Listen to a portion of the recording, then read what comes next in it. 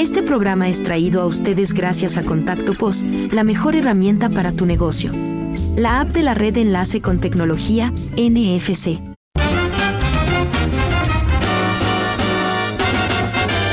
Esto es Cabildeo Digital.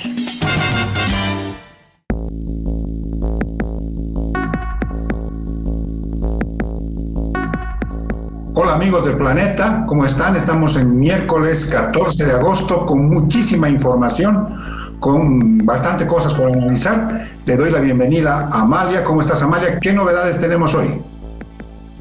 Hola Cacho, bienvenidos. Noticias de último momento. El Tribunal Electoral ha decidido convocar para el 1 de diciembre a las elecciones judiciales. Esto significa que los prorrogados no van a poder exceder su ilegal gestión más allá de diciembre. ¿Qué más hay, Cacho? Bueno, están las reuniones que están preparadas para esta jornada. La más importante es la del presidente con los empresarios del país. Cada bando, si vale el término, está llevando propuestas para encarar la crisis económica. Anoche hubo una reunión con el Gabinete Social y de eso vamos a estar comentando porque las propuestas realmente son descabelladas. Gabinete social que dice que hay que hacer en lo económico y luego un gabinete agropecuario, que es el gabinete que va a resolver o negociar o decir qué hacer a los empresarios de la agroindustria. Bueno, esto y muchas otras cositas más. ¿Te parece que pasemos a este enlace y luego venimos al desarrollo? Llegó Contacto POS, la app más completa para cobrar con tarjetas, con QR y con Tigo Money. Baja la app y suben tus ventas. No necesitas cambiarte de banco. Bájala y utiliza la mejor herramienta para tu negocio. Descarga Contacto POS. A pesar de las observaciones a las listas de candidatos, el Tribunal Electoral, con Hassan Teufel a la cabeza, le puso fecha a las elecciones judiciales. 1 de diciembre. Y quiere decir que hasta fines de diciembre los prorrogados podrán seguir actuando, pero el 2 de enero se posesiona un poder judicial democráticamente electo. Así es, Amalia. Mira cómo son las cosas. Los prorrogados, los actuales magistrados que ilegalmente están cumpliendo funciones, van a haber estado, Amalia, 7 años en la cúpula del órgano judicial y del Tribunal Constitucional. 6 años es un mandato que manda la Constitución y 1 de prórroga, que es toda esta gestión 2024.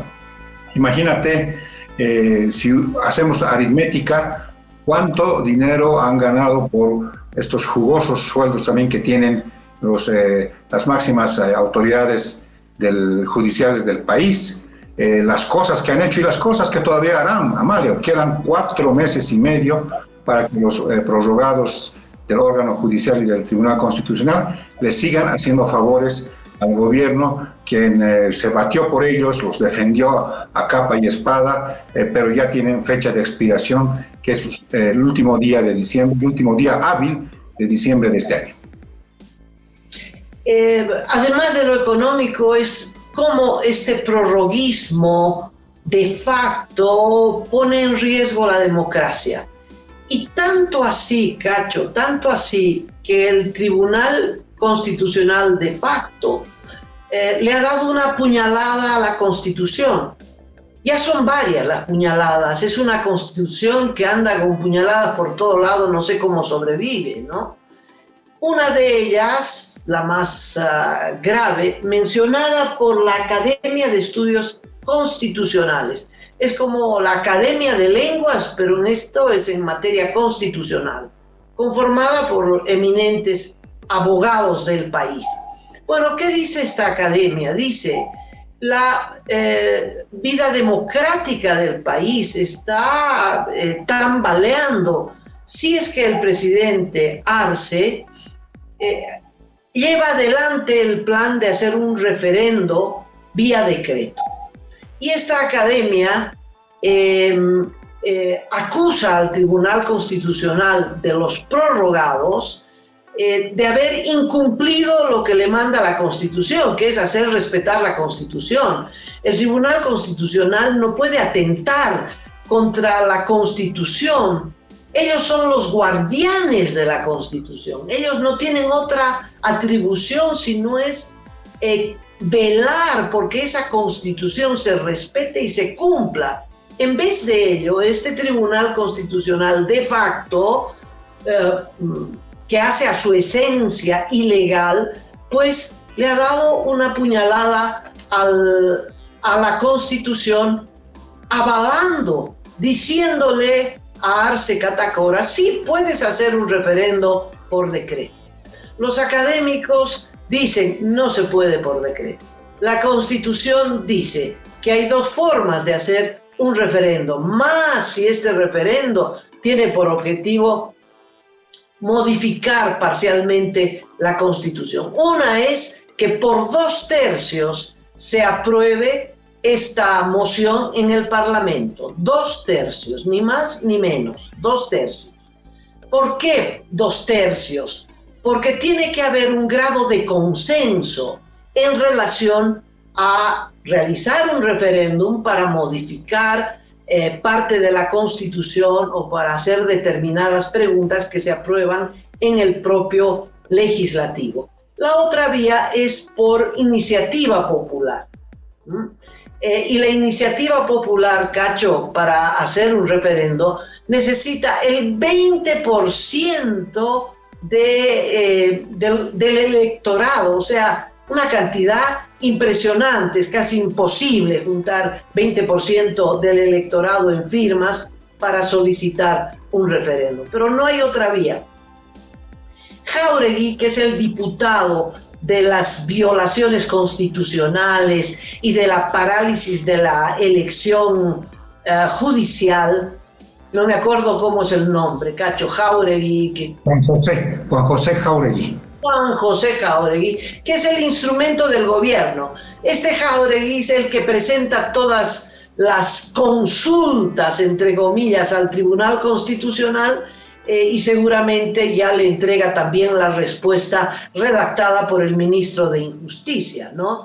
Este Jáuregui leyó la Constitución y la interpretó a su gusto, dándole la respuesta al Tribunal Constitucional de facto, porque el artículo en cuestión dice, usa la palabra podrán. Entonces dice, si podrán, si es por consulta popular o podrá el legislativo, también podrá otro organismo del Estado, como el Poder Ejecutivo. Entonces, el presidente también podrá convocar a un referendo. Y el Tribunal Constitucional dijo, bravo, bravo, sí podrá. Los constitucionalistas dicen, pero ¿qué les pasa? No saben ni leer. Porque el texto dice, podrá convocarse a un referendo, ya sea por iniciativa popular o podrá por el legislativo.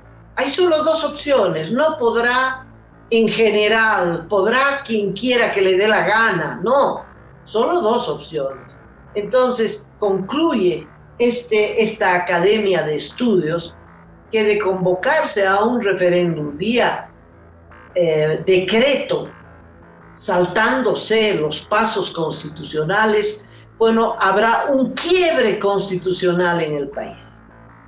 Esto es una alerta muy grave.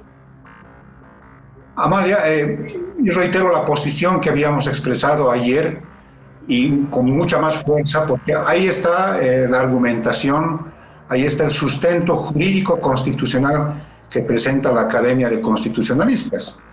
Señores senadores, diputados de la oposición y hasta del levismo, ahí tienen toda la materia como para plantear un juicio, ya sea de responsabilidades, si es que se decidiera ese camino, o un juicio ordinario, porque son prorrogados que están usurpando funciones. Pero hagan algo para defender la Constitución, que ustedes también han jurado promoverla y defenderla. Esto es muy importante, lo que ha dicho la Academia, de alguna manera está orientando, está diciendo este es el camino que hay que seguir para una eventual convocatoria al referéndum.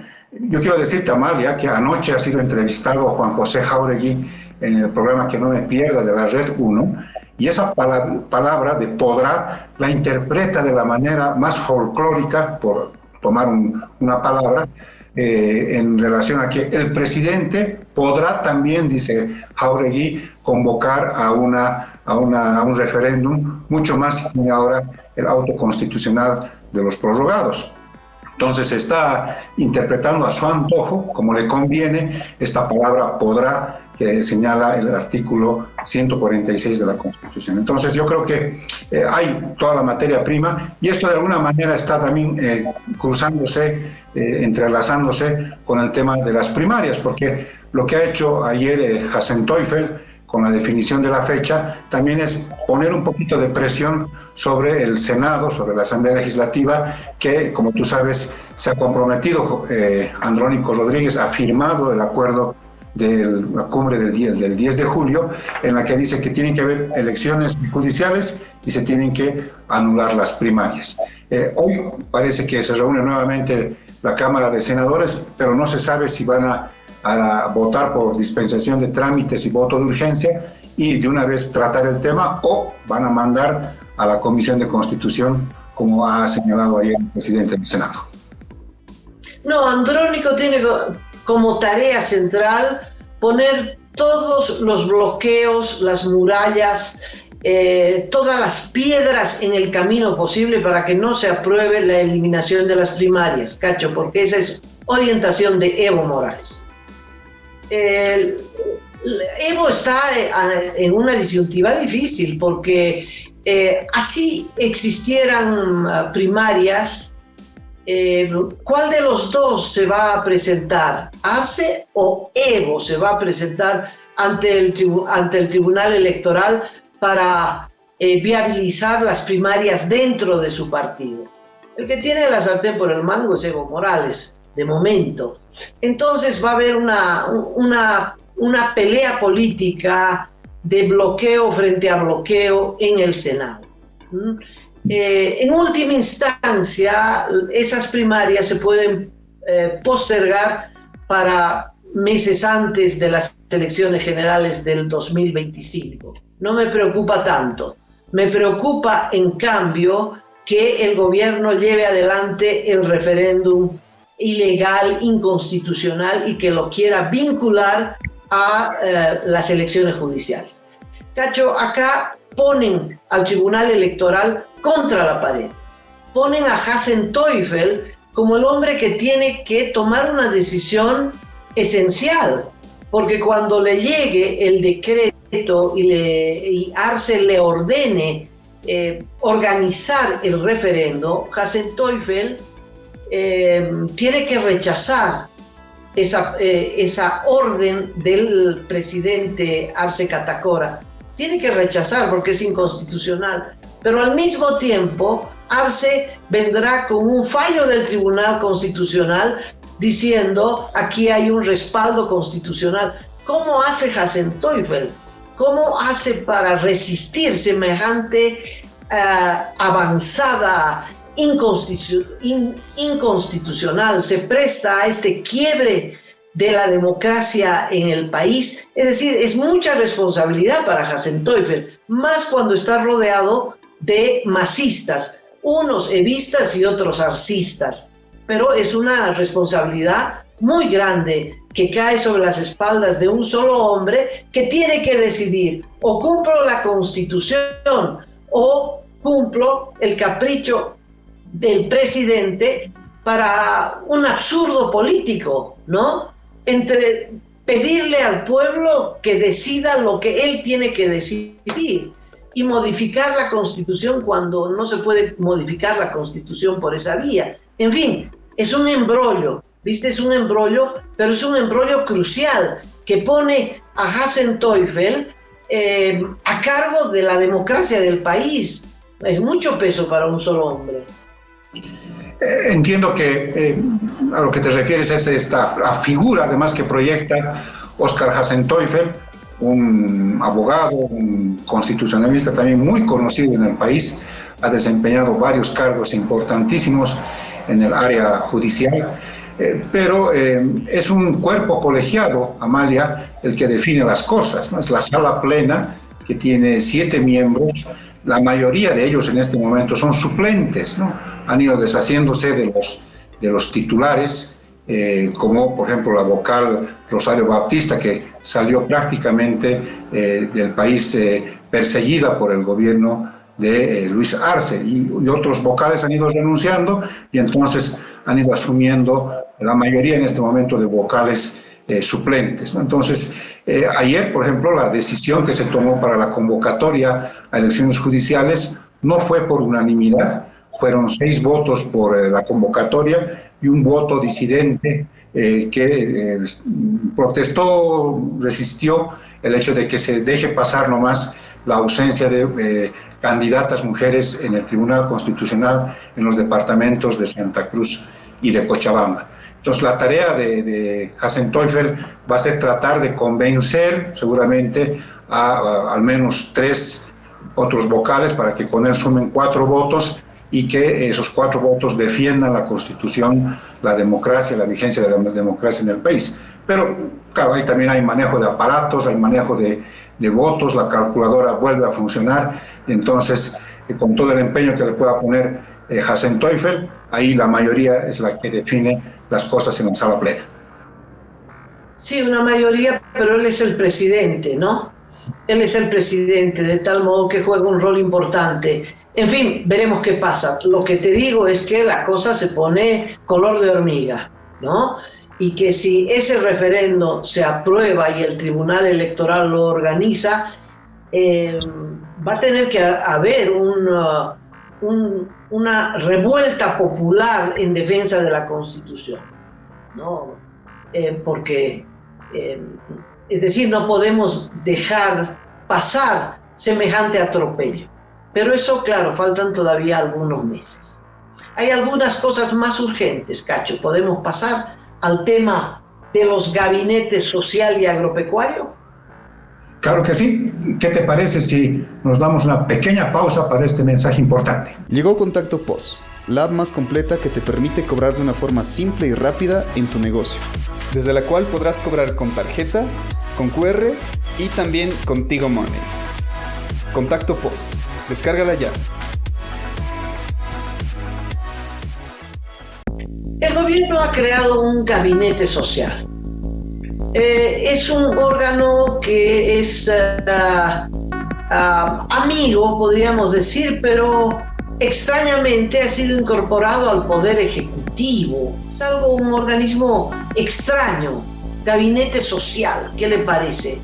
Y son todos los seguidores, los yuncus del gobierno en las organizaciones sociales, empezando por Guarachi de la Central Obrera Boliviana oficialista, campesinos colonizadores, en fin, todo ese tropel de gente que vive de las organizaciones sociales, que vive muy bien de las organizaciones sociales, son los que reciben las vagonetas 4x4 de regalo del gobierno y que no tienen la obligación de rendir cuentas y que hacen lo que el gobierno les da la gana. Pero el gobierno los muestra como una fuerza de choque.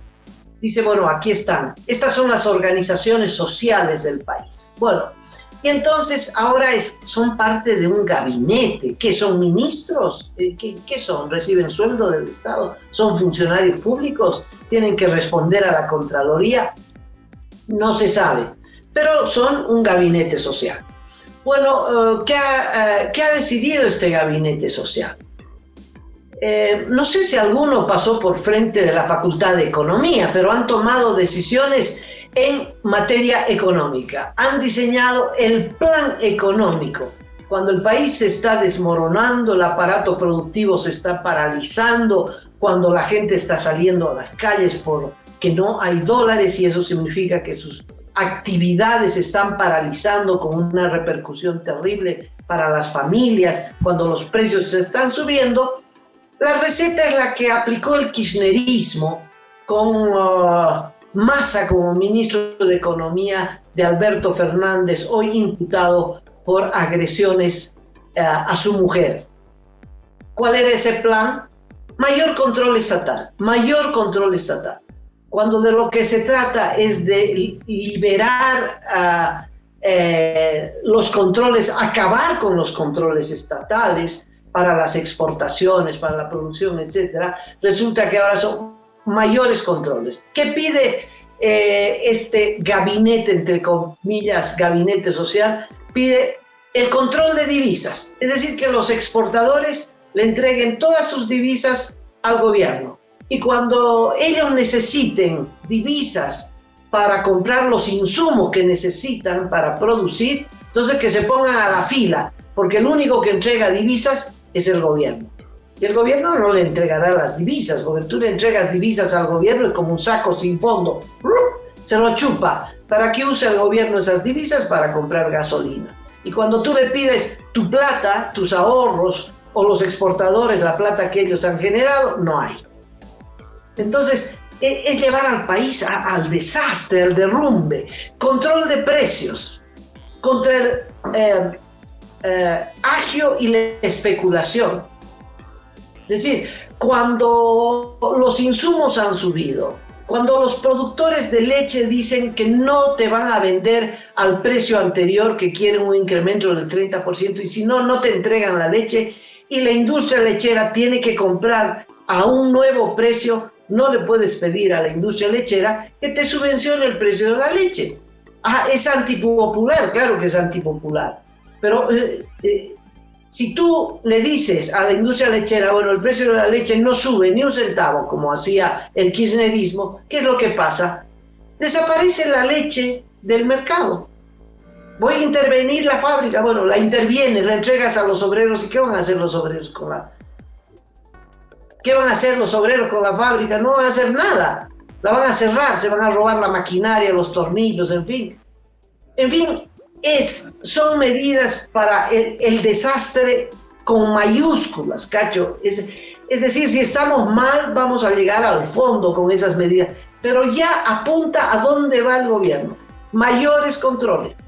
Eso significa que en la negociación con los empresarios, Cacho, no se va a aceptar lo que piden los empresarios, que es exactamente lo contrario. Déjennos trabajar, liberen las exportaciones, anulen los controles. Si quieren que importemos carburantes, eliminen todas las trabas para esa importación, etcétera, etcétera, etcétera. Es muy buena la comparación que has planteado, Amalia, con la situación que se vivía en Argentina, con Sergio Massa como ministro de Economía, con Alberto Fernández como presidente y con el kirchnerismo encaramado en el poder por muchísimo tiempo. Porque te acordarás, Amalia, amigos, que incluso este tema de los controles, este estatismo secante, absurdo, incluso llegó a la ridiculez de aprobar una norma que se la llamó la ley de las góndolas, en la que el gobierno le decía al empresario, al dueño de algún supermercado, qué cosas debería poner en las góndolas, en los pasillos donde se ofrecen los productos, para dar la sensación de que no había escasez, no había carencias, y entonces los dueños de los supermercados estaban obligados incluso a poner en primera instancia los lácteos, después los panes, bueno, entonces incluso les ordenaban cómo organizar sus supermercados. A ese extremo de la ridiculez llegó el kirchnerismo en Argentina. Si estamos yendo a eso que tú planteas, Amalia, también se está incubando la otra opción, que la gente termine de llenarse de bronca y salga y resuelva esto en las calles, ¿no? Eso también están impulsando con estos controles desmedidos a las exportaciones. Imagínate un exportador que por esfuerzo propio hace las cosas, por supuesto que genera utilidades y que les controlen las divisas que están generando, realmente es un insulto. Es un desafío al sector privado, a los empresarios que hoy se reúnen con el presidente. Tendrán que decir algo firme, algo contundente respecto de esta decisión que ha tomado el Gabinete Social, que además, Amalia, están deformando, le están quitando todo el nivel institucional al propio órgano ejecutivo, porque tú, yo y los amigos que nos siguen, se conoce que tradicionalmente en el gabinete había un equipo, una especie de gabinete político, que generalmente estaba compuesto por el canciller, el ministro de Gobierno, el ministro de Defensa, el ministro de la Presidencia y algún otro ministro más que manejaba todo el tema político. Y el gabinete económico, que era el ministro de Economía y los ministros del área que manejan todo el tema económico del país. Pero ahora se han inventado un gabinete social que es como para darles órdenes a estas organizaciones cooptadas y como marionetas digan lo que el órgano ejecutivo necesita que se diga, ¿no? Por ejemplo, este tema de los controles de divisas. Y también ha aparecido ahora un gabinete agropecuario, que lo ha anunciado la ministra de la Presidencia ayer en Santa Cruz y que se va a reunir este sábado con el presidente en la capital cruceña. Por tanto, hay una fiebre de gabinetes. Tenemos el gabinete político, el gabinete económico, el gabinete agropecuario y el gabinete social. ¿Qué otro tipo de gabinetes aparecerán? Nadie sabe en este momento. Muchos gabinetes y cero presidencia, porque no es el gabinete social, no es Huarachi el que tiene que decidir la política económica del país. No es la ministra de la Presidencia la que tiene que decidir cuál es la política agropecuaria. Es el presidente del Estado plurinacional. Él es el responsable. Entonces él no puede decir, es que Huarachi me dijo que el control de las divisas. No, Huarachi puede opinar cualquier cosa, como yo puedo opinar cualquier cosa, pero el que tiene que tomar la decisión es el presidente Luis Arce Catacora. Y es el único que no toma decisión, ¿no?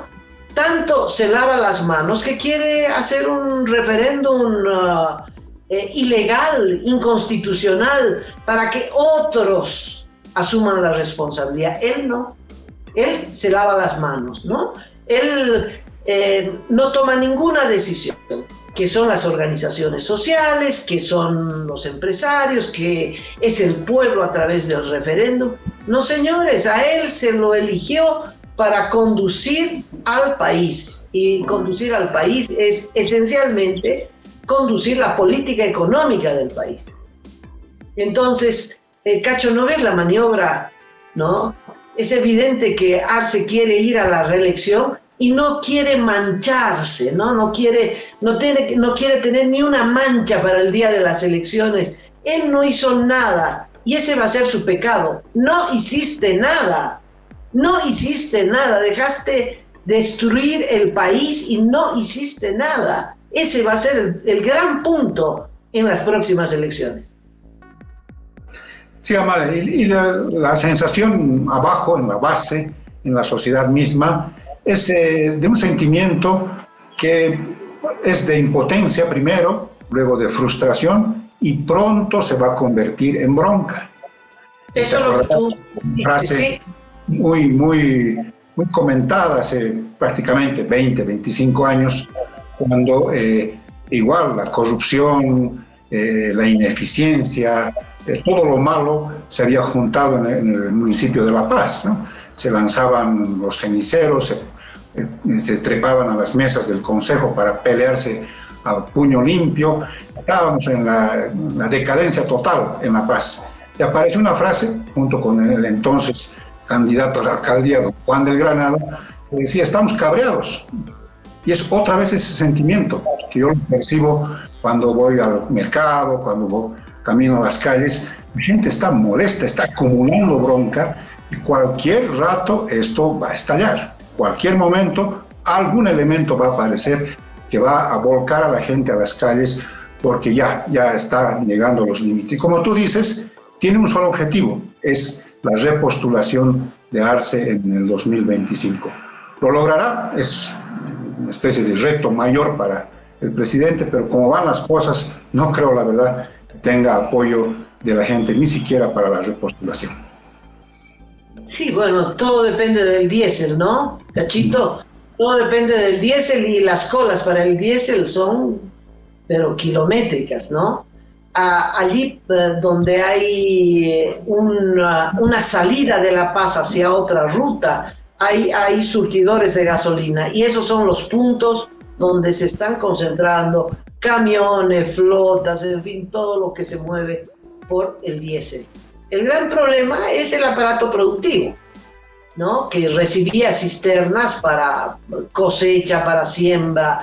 En Santa Cruz son miles de cisternas que se necesita para las faenas agrícolas y no las hay. Y el gobierno dice, bueno, importen ustedes, pero los requisitos son, nadie puede cumplir semejante cantidad de requisitos. En fin, está paralizado. Y ese es cuando tú tienes que hacer cola para todo, Cacho, ¿no? Cuando el gobierno dice el precio del pollo es 13 y los productores dicen no se puede a 13, es 16.50 y te meten preso, entonces lo único que haces es hacer desaparecer el pollo o especular con el pollo, el mercado negro del pollo y paralizar la producción. El presidente de la Asociación de Productores Avícolas ha dicho, es increíble, por primera vez en la historia del país se persigue a los que producimos.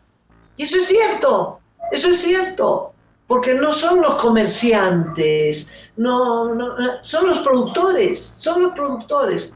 Ahora EMAPA dijo, tenemos toneladas de maíz, sáquenlas pues. Sáquenlas de los almacenes y pónganlos a disposición de la industria avícola, ¿no? ¿De qué sirve decir tenemos toneladas? Bueno, parte de esas toneladas de maíz son las que el hijo de Arce pues le ha vendido a EMAPA a buen precio, entre otras cosas. Sí, Amar, la cosa está complicada.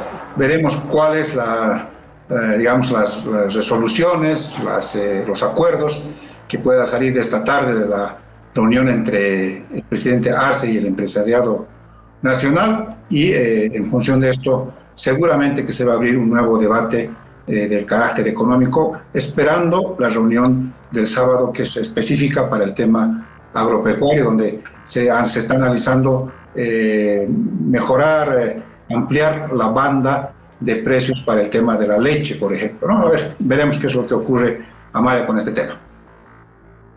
Esa es la locura, Cacho, que el Estado decida, esta es la banda, ¿no? La banda que no es una banda musical, es una banda de precio. Tú puedes ir desde 8 hasta 12, no te puedes exceder. No, el precio lo determina al final de cuentas el costo de producción y la oferta y demanda, Cacho, ¿no? No lo determina el gobierno. Entonces, lo único que tú haces cuando fijas el precio de algo es estimular el mercado negro, la especulación y sobre todo el desabastecimiento. A eso nos va a llevar este gobierno. Grave, alerta. Cacho, nos estamos... ¿Sabes qué quieres decir?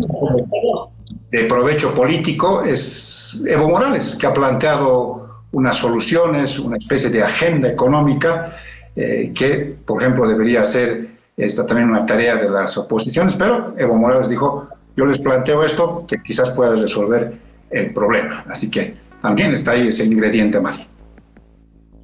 Pero los mineros auríferos, toda esta minería ilegal, toda esta minería que contamina, mata, que usa mercurio y soñando con el buen precio que tenía el mercurio en la gestión de Evo Morales, ese sector tan terrible para el país ha decidido apoyar a Evo Morales para las próximas elecciones, aunque no es candidato, aunque la Constitución se lo prohíbe. Bueno, se pasaron al bando de Evo Morales.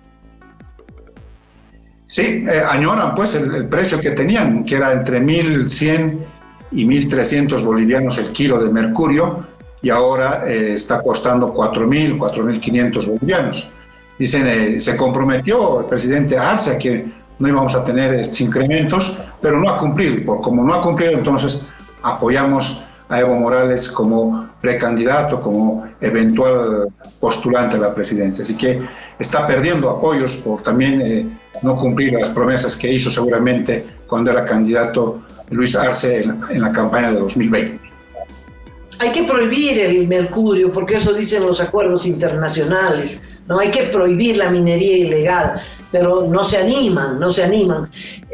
Cacho, a Evo Morales lo apoya todo lo ilegal, lo apoya el narcotráfico, lo apoyan los mineros ilegales, lo apoyan los chuteros, lo apoyan los contrabandistas, en fin, son sectores muy numerosos y muy ricos, ¿no? Y esa será la base de apoyo de Evo Morales en una confrontación que no va a ser pacífica, Cacho, en una confrontación que se viene, pero virulenta, en contra de la Constitución, en contra del referendo que tuvimos en 2016, en fin, Evo Morales quiere ser candidato sí o sí, a pesar de cualquier cosa, y se va a llevar por delante a Arce Catacora, la Constitución y lo que esté delante de él. Y esa confrontación todavía no la hemos tenido. Viene el próximo año. Es tarea del próximo año. Sí, Amalia, que ya no falta mucho. Esto va a tender a agudizarse en los siguientes meses. No te olvides que también hay algunas acciones anticipadas, pero que pueden concretarse en los siguientes meses. Por ejemplo, la eventual extradición de Maximiliano Dávila a Estados Unidos, que podría ser la antesala, el antecedente para un posible juzgamiento por narcotráfico a Evo Morales y a otras personas de su régimen, de su gobierno. Si ya estamos en el plano internacional, Amalia, tú tienes novedades de lo que está sucediendo en Venezuela. Hay un pronunciamiento de Naciones Unidas. Sí, muy cortito para el cierre. Las Naciones Unidas enviaron a 4 expertos, no la OEA, que mandó 30 expertos a nuestro país en 2019. Estas son las Naciones Unidas. Habían mandado 4 expertos silenciosos a Venezuela. Y esos expertos han concluido su informe. Le han entregado su informe al Consejo Electoral de Venezuela y el original al presidente de las Naciones Unidas, el portugués Guiteras. No se sabe todavía el contenido de este informe, pero uno puede presumir cuál es, ¿no? Y esta es la puñalada final al Consejo Electoral de Venezuela vinculado a Maduro, ¿no? Después de eso ya no hay nada que discutir. 4 expertos dirán, ¿hubo fraude o no hubo fraude? Sí, Amalia, es muy importante lo que ha hecho la ONU. Como tú dices, ya está en manos de Antonio Guterres el informe, porque han verificado lo que ha publicado Marina Corina Machado en estas diferentes plataformas virtuales, sobre todo para ver la consistencia de la información que contiene cada boleta electoral y lo poco que ha difundido el Consejo Nacional Electoral en Venezuela. Entonces, verificadas ambas cosas, dice que está claro que no hay consistencia en lo que ha hecho el Consejo Electoral, y ratifica que no ha habido también ningún tipo de ciberataque. Entonces la cosa prácticamente está ya cantada y lo único que se espera es del régimen de Maduro tenga piedad de su país y decida irse del poder si es que no quiere que haya más presión internacional y quede más desacreditado Nicolás Maduro y su régimen por este fraude, por este mega fraude que perpetraron en las elecciones del 28 de julio. Así están las cosas, Cacho, llegó el momento de despedirnos. Hasta luego. Mil gracias a todos los amigos que siguen el programa. Un abrazo, Amalia.